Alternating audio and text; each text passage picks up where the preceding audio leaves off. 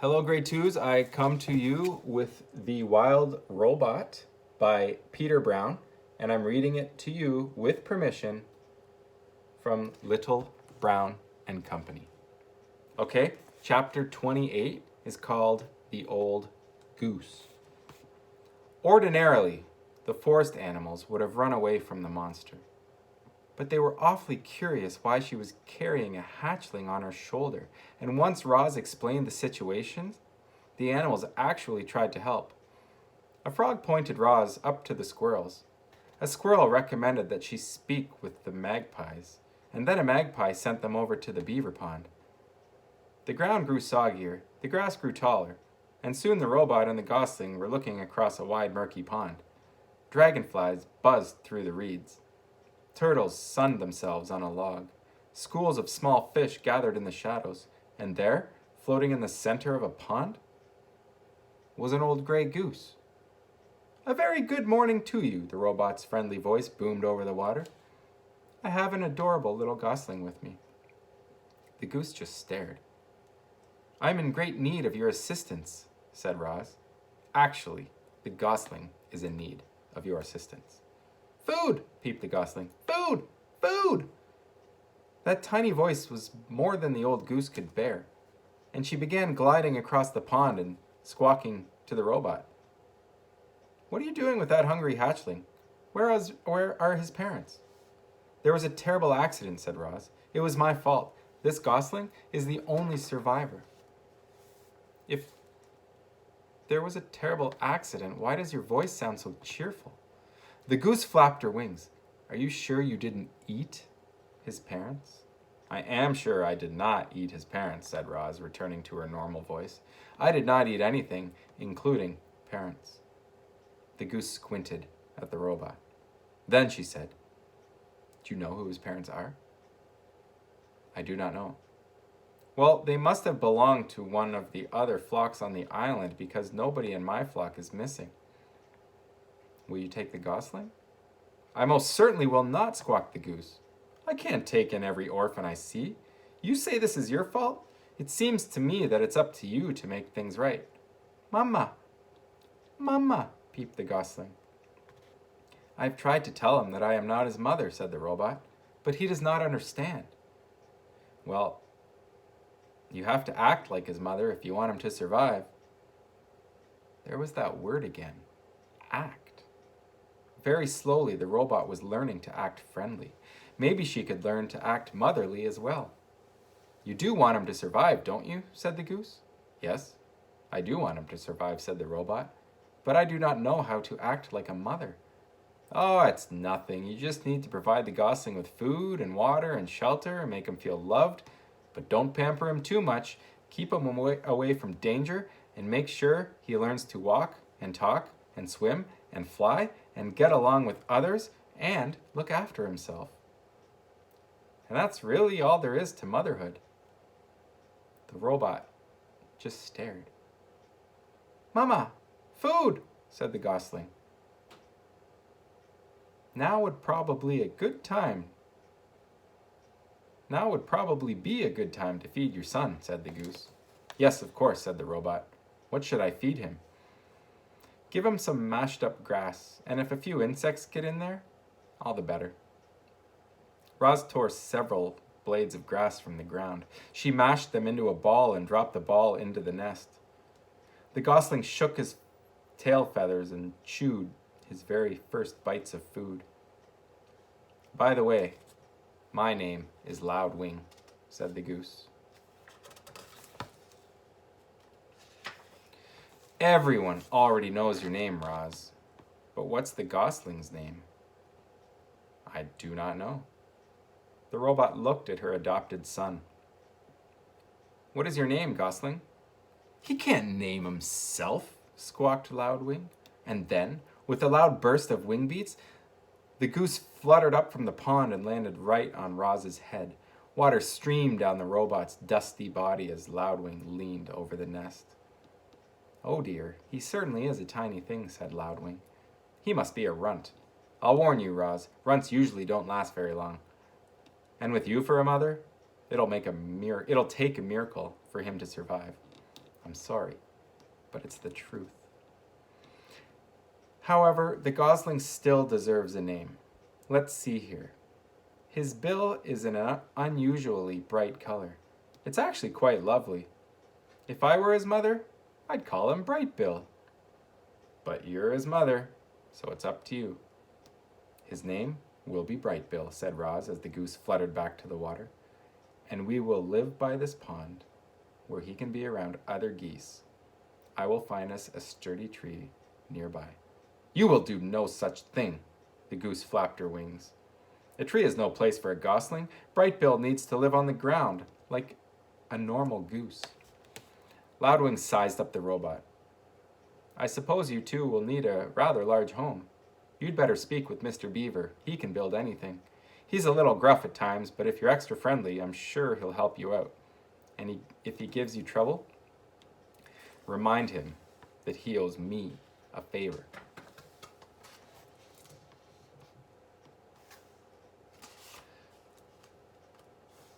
Pages are stuck together.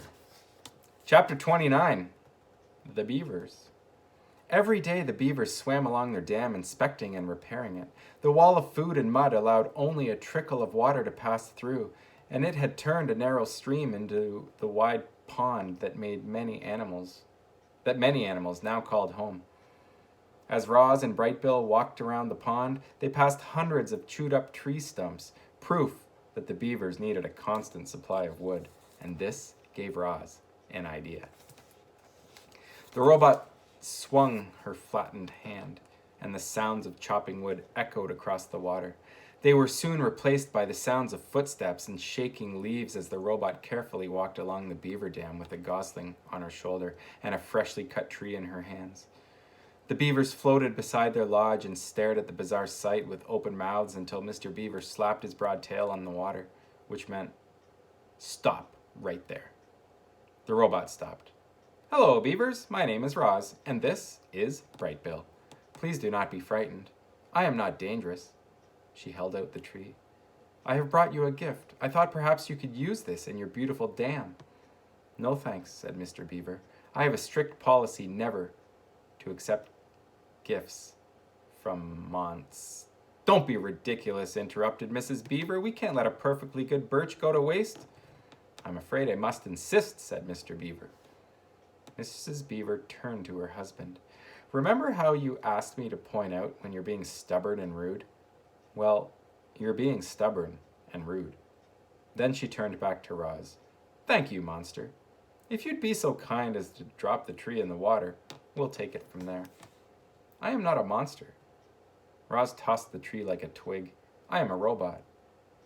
The tree smacked against the water and sent the beavers bobbing up and down. Just then, Bright Bill started peeping. "Mama, hungry."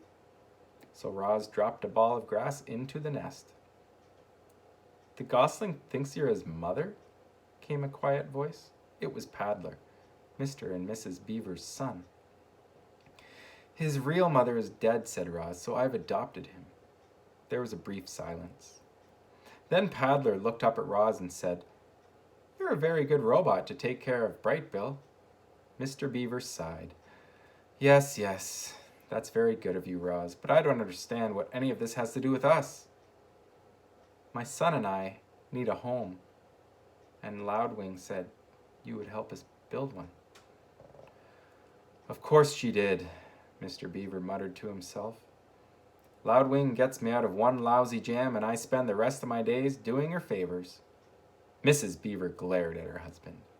"Sorry," he said, realizing he was being stubborn and rude again. "Stay right there, Roz.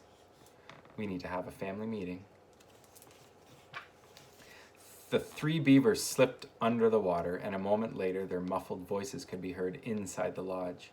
The robot stood on the dam and patiently waited with her son.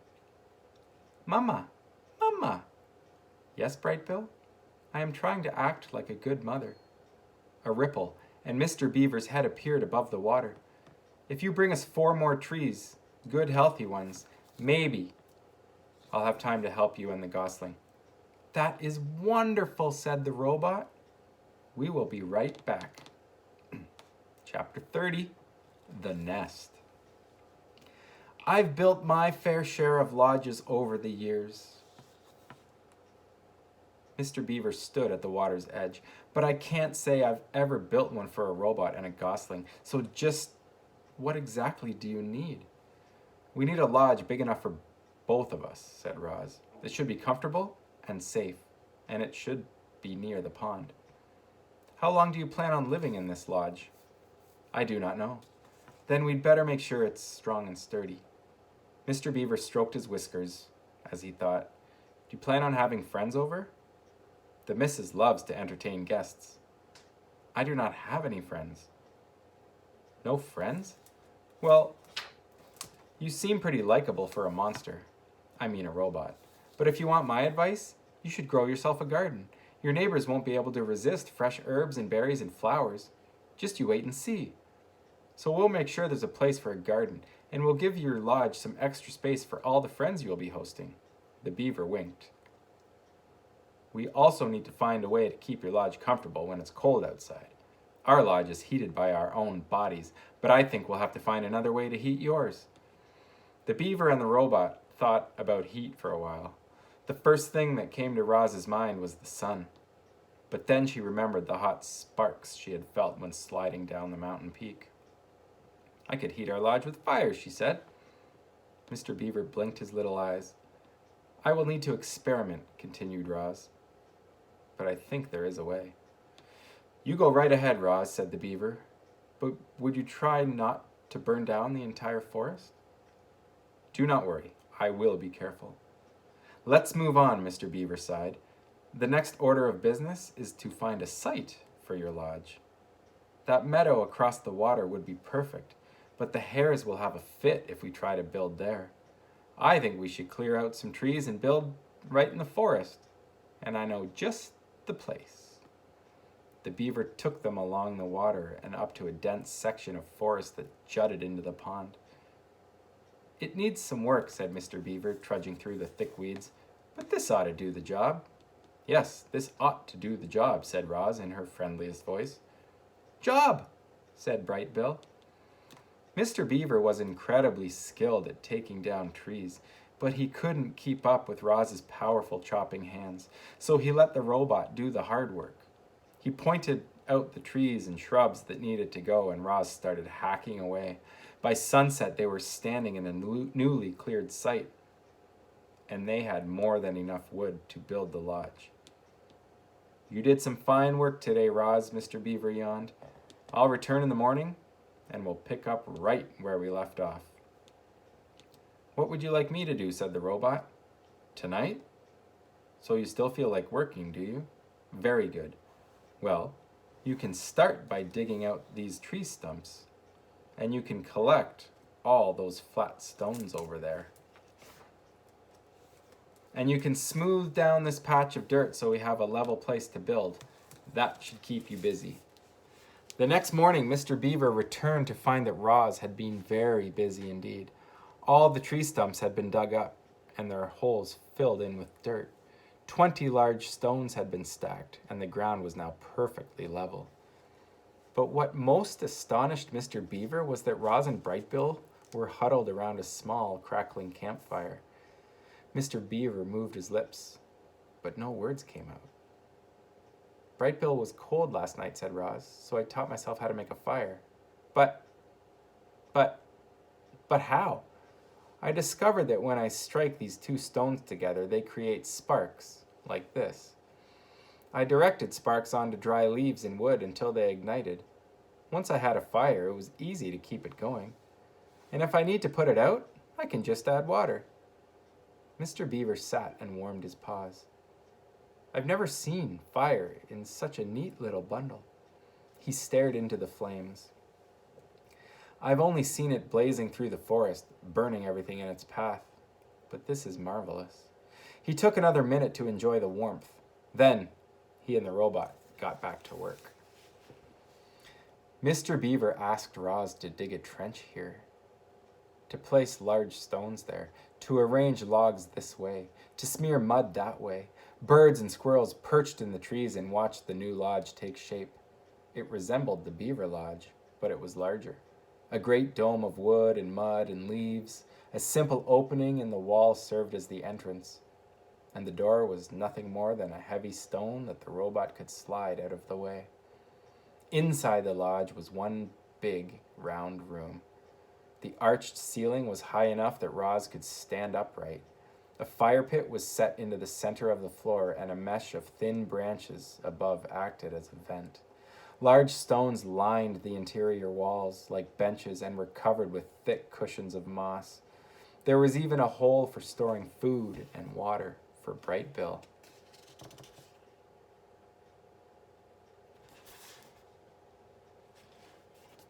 "You've got yourself a beautiful Pond View property," said Mr. Beaver.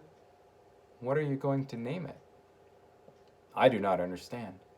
"Why, a beautiful lodge like this deserves a name. We call our lodge Streamcatcher." The robot's computer brain didn't take long. "The lodge is for Bright Bill. Bright Bill is a bird. Birds live in nests. Could we call this lodge the Nest?" "Huzzah!" squeaked the beaver. "The Nest is a fine name for your lodge." "Nest! Nest!" laughed Bright Bill. They stood outside the nest and admired their handiwork until Mr. Beaver's belly began to grumble. "That sound means it's time for me to go get dinner." "Thank you very much for your help," said Roz. "We could not have done this without you." "You're quite welcome," said Mr. Beaver, smiling. "For your garden, you'll want to speak with Tawny, the doe who lives over the hill. She'll know just what to do. And now, if you'll excuse me, I have to hurry home before Paddler eats all the best leaves. Enjoy your first night in the nest." We'll see you next time, grade 2s.